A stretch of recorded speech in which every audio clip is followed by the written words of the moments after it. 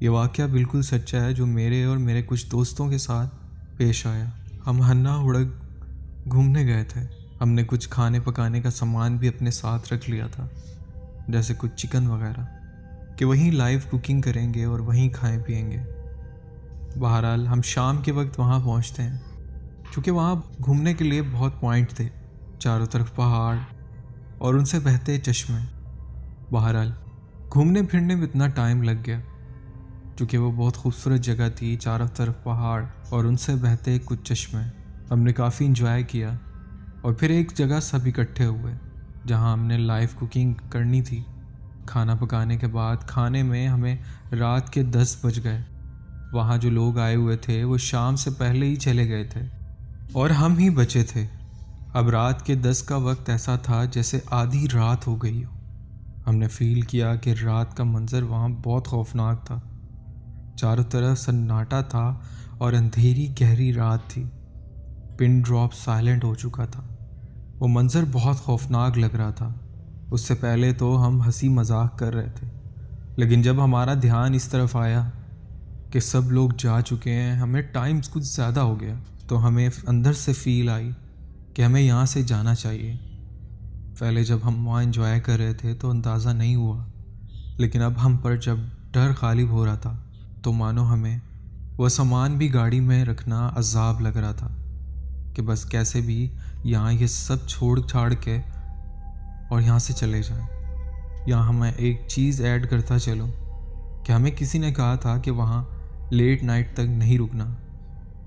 وہ ویران جگہ ہے، نہ جانے اللہ کی کون کون سی مخلوق وہاں آباد ہے۔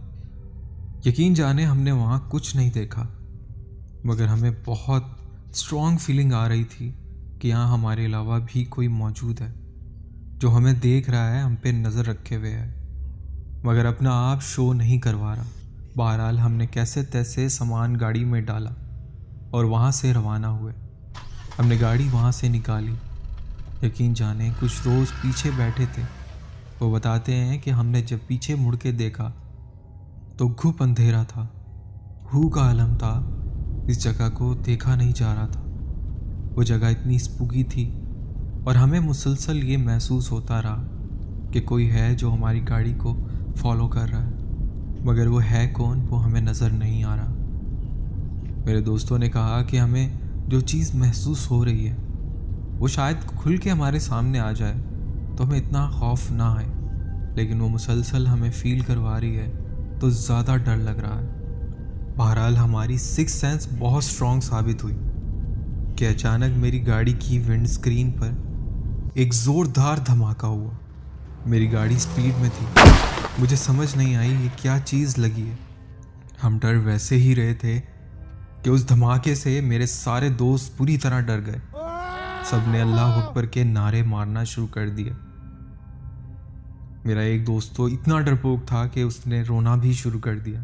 میری ونڈ اسکرین پر بلڈ پھیل گیا، جس سے مجھے کچھ بھی دکھائی نہیں دے رہا تھا۔ گاڑی کی ہینڈ بریک کھینچ دی، جس سے گاڑی سکیٹ کرتی ہوئی کچھ ہی دور جا کر رک گئی۔ الحمدللہ گاڑی پلٹی نہیں اور ہم حادثے سے بچ گئے، کیونکہ گاڑی میں اتنا ویٹ تھا کہ وہ گاڑی پلٹ نہیں سکی۔ میں نے اپنے دوستوں کو اور خود کو بہت شدید ڈرا ہوا پایا۔ خیر اب گاڑی سے اترے تو تجسس ہوا کہ وہ کیا چیز تھی جو میری ونڈ اسکرین پہ ٹکرائی تھی اور جس سے میری گاڑی کی ونڈ پہ خون پھیل گیا۔ ہم نے پیچھے روڈ پر ٹارچ ماری جہاں وہ چیز گاڑی سے ٹکرائی تھی، تو دیکھا دور کوئی چیز روڈ پہ پڑی ہے، مگر سمجھ نہیں آ رہا تھا وہ کیا چیز ہے۔ ہم دبے پاؤں اس کی طرف بڑھنے لگے، اس چیز میں کوئی حرکت نہیں تھی۔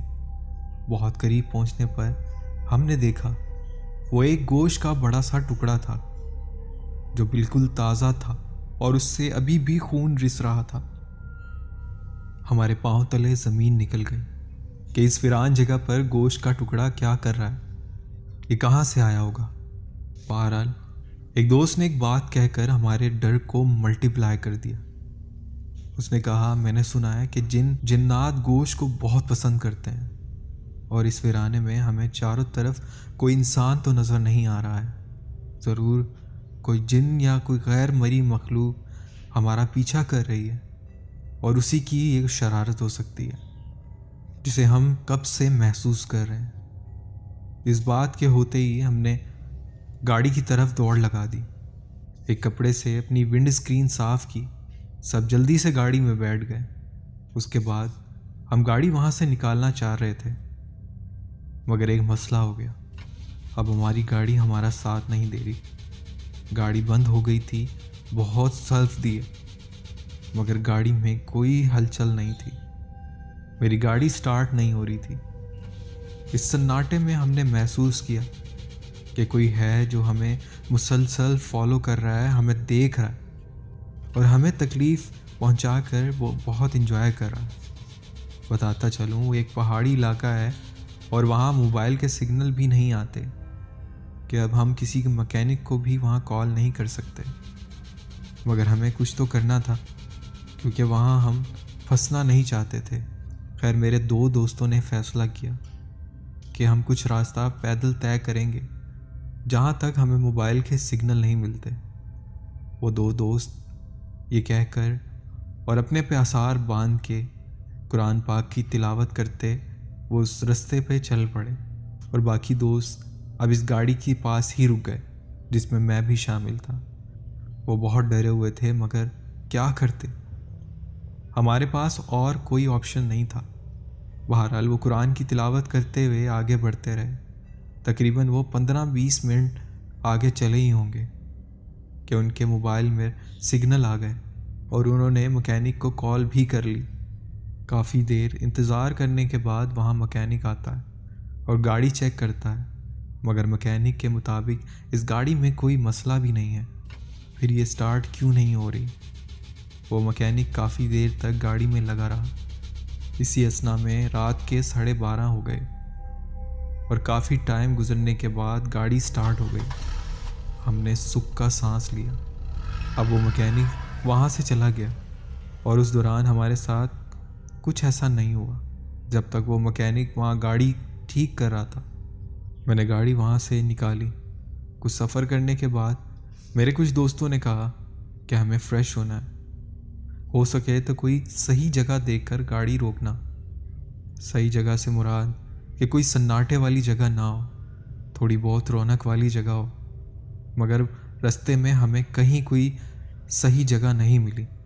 میں گاڑی چلاتا گیا کہ ایک وقت ان کی ہمت جواب دے گئی اور انہوں نے کہا کہ بھائی اب روک دے، اب اللہ مالک ہے، برداشت نہیں ہو رہا۔ سب ایک ساتھ جاتے ہیں تاکہ ڈر نہ لگے۔ میں اور میرے ساتھ ایک دوست گاڑی میں ہی رہ گئے تھے، باقی سب لوگ فریش ہونے چلے گئے۔ وہ روڈ کے کنارے چلے گئے تھے اور اس روڈ کے کنارے تھوڑے نیچے اتر کر جھاڑیاں تھیں جہاں سے انہیں کسی لڑکی کے رونے کی آواز آ رہی تھی۔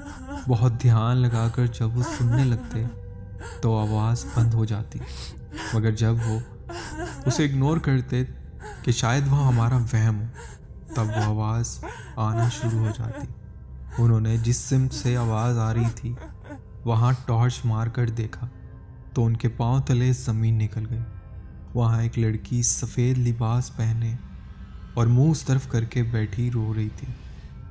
جب اس کی پیٹھ پر لائٹ پڑتی ہے تو وہ خاموش ہو جاتی ہے اور ایک دم سے مڑ کر ان کی طرف دیکھتی ہے تو اس کو دیکھ کر ان سب کی جان نکل گئی۔